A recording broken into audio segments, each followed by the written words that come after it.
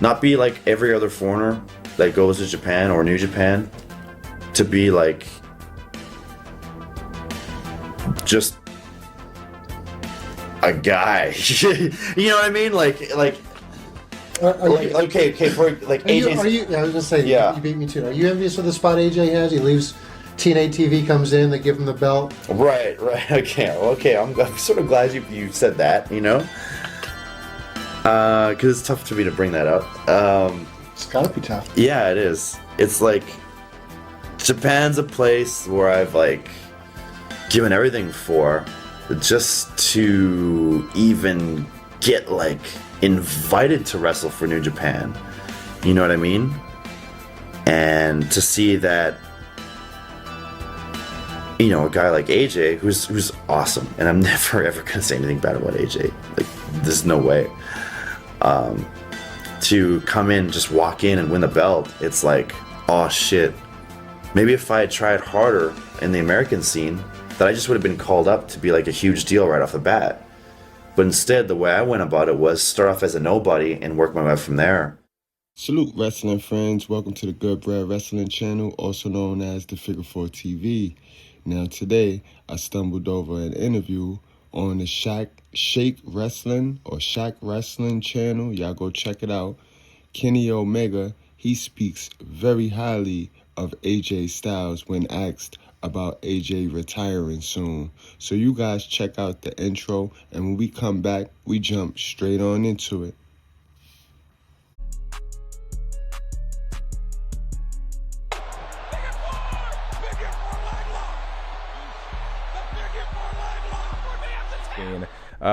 Someone who you know well, AJ Styles, announced that he will be retiring next year. I was wondering if you could just give me a quick snapshot into that news and what AJ means to you in wrestling more widely. I think some people know that AJ has been very influential in my career, whether he realizes it or not. I don't even know if he does. But there were multiple scenarios where AJ being involved with something that I did really helped my career. And I can give 3 examples off the top of my head right away. I was in a situation where I wasn't sure if I'd continue wrestling after I'd left developmental. When I had seen the business end of professional wrestling, or at least what was shown to me in developmental at that time, I'd thought, maybe this isn't for me because it just isn't fun anymore. And I don't feel like the creativity that I have access to on the indies is at all viable at that level. You know, everything's micromanaged. And even the micromanaged stuff is micromanaged from there. So I felt that I can't be me, and being me was kind of fun. So I'll go back to the indies, and maybe that'll be it. I'll just kind of slowly kind of fade out.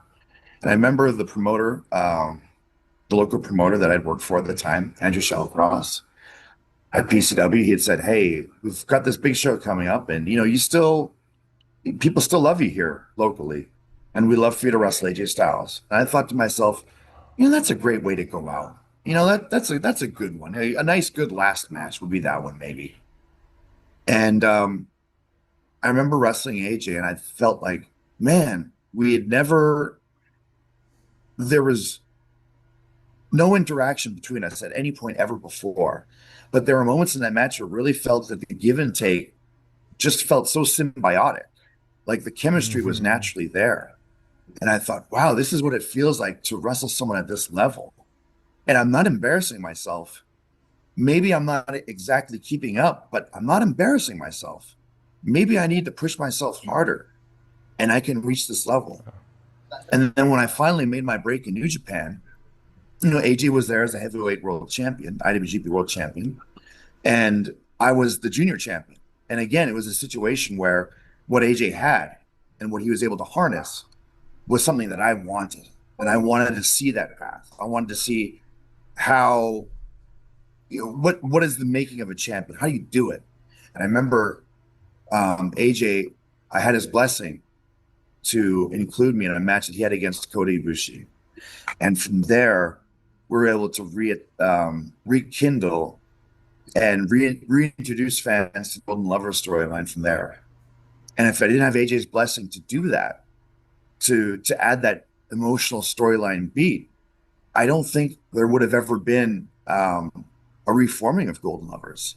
And then even from there, the last thing and the most important thing perhaps is when we turned on AJ before he left for WWE, we didn't tell anybody. It was a matter of an exchange look between the Bucks and I, thinking like, this is something we have to do. And we just did it.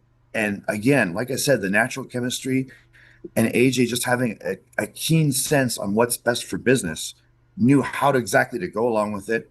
And in a way, by him turning his back and allowing for that moment to happen, whether he knows it or not, I mean, that led to the forming of the Elite. That led to BTE. That led to Hot Topic. Ultimately, that kind of led to AEW. So him being involved in our lives is actually very pivotal for the company and for our careers. Kenny Omega, folks, arguably one of the greatest wrestlers to ever do it.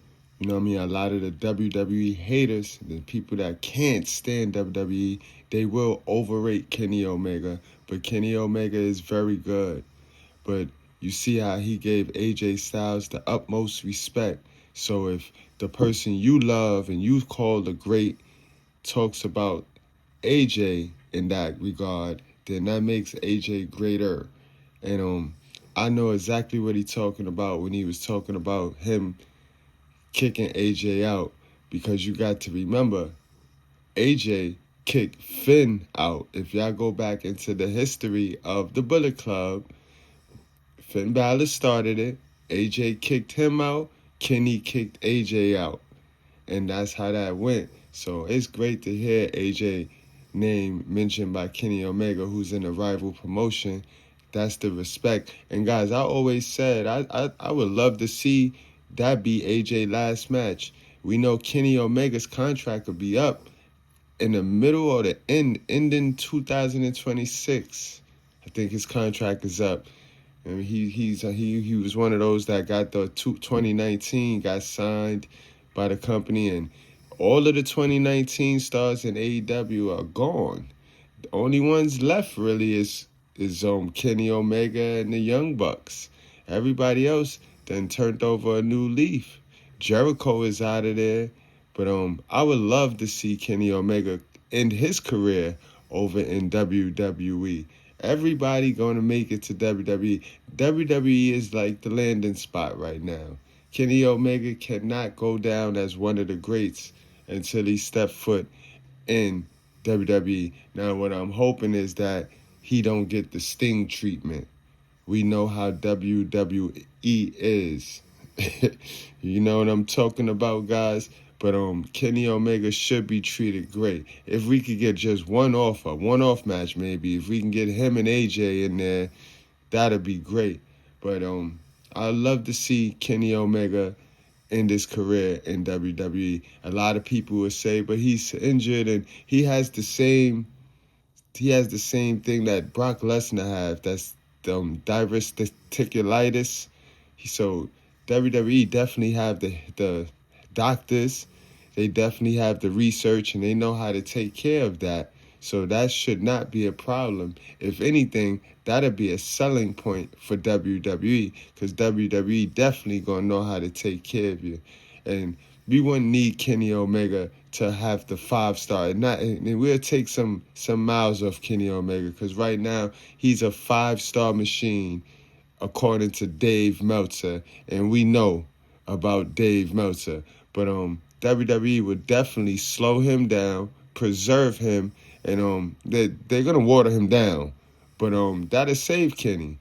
He's definitely a product that will thrive in WWE. He got great mic skills.